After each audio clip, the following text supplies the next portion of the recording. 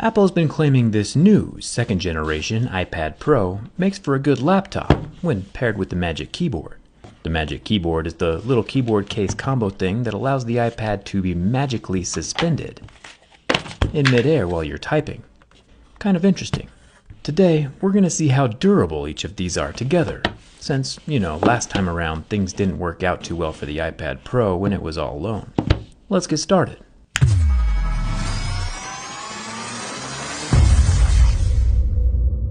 So the iPad Pro starts at $800, and the keyboard itself costs about $300, so we're definitely already in the laptop price range. Not a whole lot has changed since the 2018 version of the iPad Pro.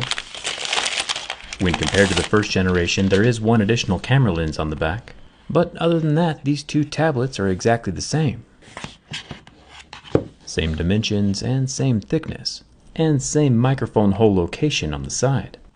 This new second generation tablet is 3 grams heavier though. 3 grams is about the weight equivalent of an American penny, which doesn't give me a whole lot of hope that the iPad will survive this time around either.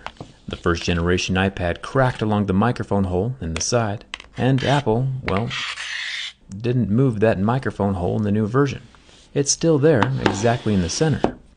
About 17 million people watched my last video. I guess Apple just wasn't one of them. They probably forgot to subscribe or something. The Apple Pencil docking station was another weak point, which is also still in the exact same location. You know what they say about people who don't learn from their mistakes though. They'll probably still be wearing a red hat this November.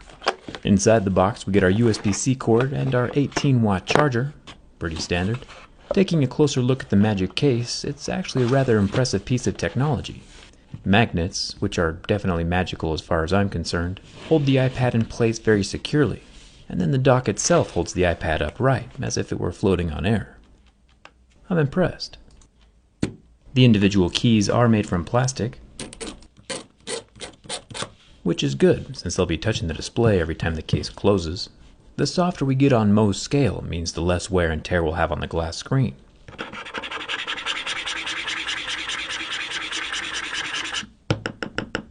The palm rests have more of a rubber coating, and the trackpad is unscratched. Speaking of the Mohs scale of hardness, let's take a closer look at the screen. The top surface is incredibly thin. You can see the display underneath distort a little bit as I press down with my tools.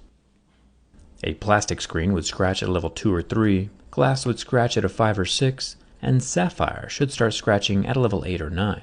And judging by the scratches we see at a level 6, with deeper grooves at a level 7, the 11-inch iPad Pro screen is made from glass. Thin glass, but still glass. There is a 7-megapixel front-facing selfie camera, also protected under that same slab. Making our way to the right side of the tablet,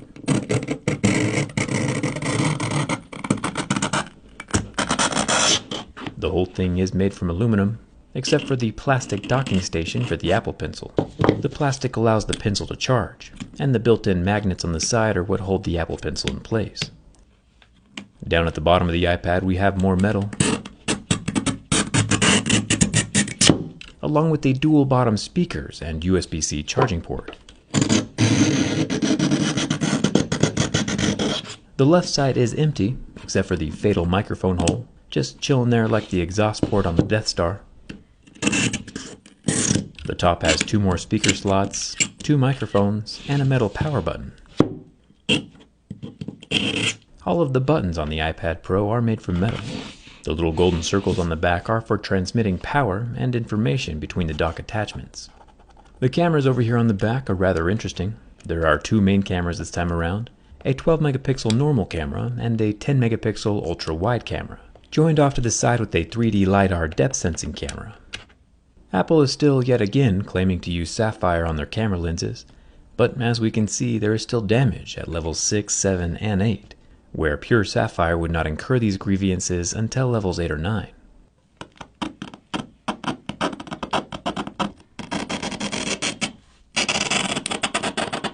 Apple does like to call this a laptop replacement.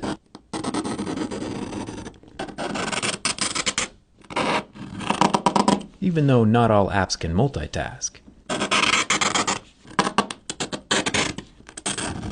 And the mobile file management is rather underwhelming.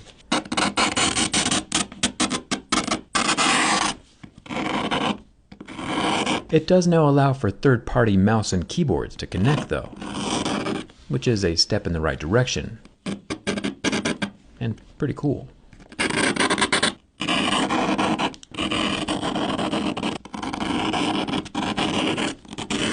Another thing that's pretty cool is the American bald eagle.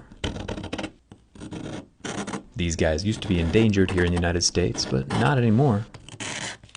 They can live for 25 years in the wild, and there are an estimated 150,000 now living in North America. Anyway, I think the iPad is pretty great for drawing stuff. It's been a while since we've had an art class with Jerry. Some people might not appreciate fine art like we do though, and these some people might want to protect against scratches or hide scratches altogether. The nice thing about my teardown skin is that you can protect the outside of the iPad Pro with what's on the inside. This is an exact representation of the iPad's internals, with a couple little Easter eggs, like the no bin test warning here on the battery, which I'll be disregarding in just a minute.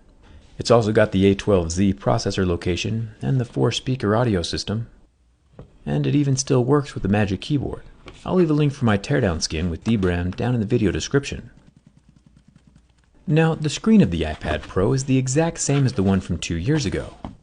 A massive 11-inch 1668 by 2388 pixel display with a 120Hz refresh rate, kind of like the 4K NanoCell TV I talked about in my last video. After 11 seconds, the IPS LCD that Apple calls Liquid Retina goes black, but does eventually recover. I'll go ahead and peel off the skin, since we want the test to be fair and I'm sure my skin adds a few hit points.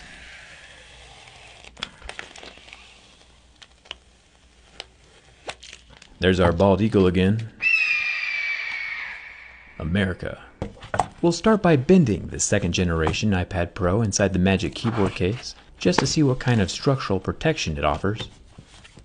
This case weighs twice as much as the iPad itself, tripling the iPad's overall weight when it's attached. And it already feels more sturdy. When bending from the back and the front, the iPad inside its Magic case is solid, and very well protected in a cocoon of comfort. Speaking of cocoons, which are magical all by themselves, I want to see what the magic inside the Magic case looks like.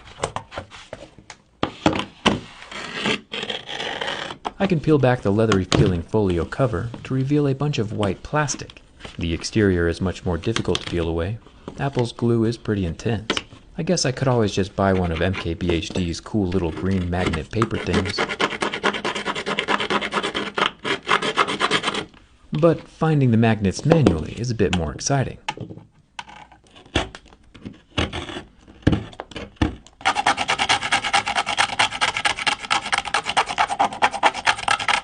It's interesting to see that the magnets in the case are actually tiny little squares instead of one big magnet. They are all laid out in the 4 corners of the case and all work together to hold the iPad in place. Kinda cool. The keys on the keyboard are made from scissor switches and do have travel and click to them. No complaints here. But what happens when the 2020 iPad Pro is removed from its protective case? Can it withstand a backpack or maybe someone accidentally sitting on it? Even our swooping eagle probably can't protect the iPad from its own little microphone hole. It really is in the worst spot. The design flaw is still a design flaw. Who would have thought? With just one bend, the iPad Pro 2nd generation also snaps in half, just like the first one. Probably because Apple changed nothing. To be fair though, the iPad Pro does cost less than an iPhone, with 4 times the real estate. So durability just probably isn't one of Apple's main focuses with this thing. At least now we know it is fragile though, and we can take the necessary steps to protect it. You're probably asking, hey Jerry, did you make this entire video just so the eagle would flap its wings? Maybe. The liquid crystals are going nuts inside of the screen as I flex it back. It looks pretty cool. The aluminum of the iPad is soft and wavy.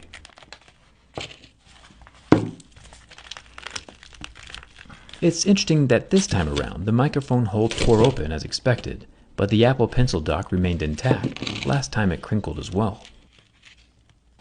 The lightning show from the leaking liquid crystals looks pretty cool. Let's pop off the psychedelic screen, and even when it's completely removed, the iPad is still going nuts. We can see the battery pouches and the speakers, just like they were laid out with the teardown skin. When compared to other Apple products, I feel like the iPad Pro is pretty fairly priced. I had hoped that they would make it more durable this time around, but inexpensive cases do exist, and in this particular instance, I would highly recommend getting one. Not necessarily the $300 Magic case, but it is nice to know that the Magic can hold its own. Do you think it's important for the iPad Pro to be durable? Let me know down in the comments. Anyway, I'm gonna go wash the glass out of my fingers, so make sure to hit that subscribe button if you haven't already. Come hang out with me on Instagram and Twitter. The link to the iPad teardown skin is in the video description down below. And thanks a ton for watching. I'll see you around.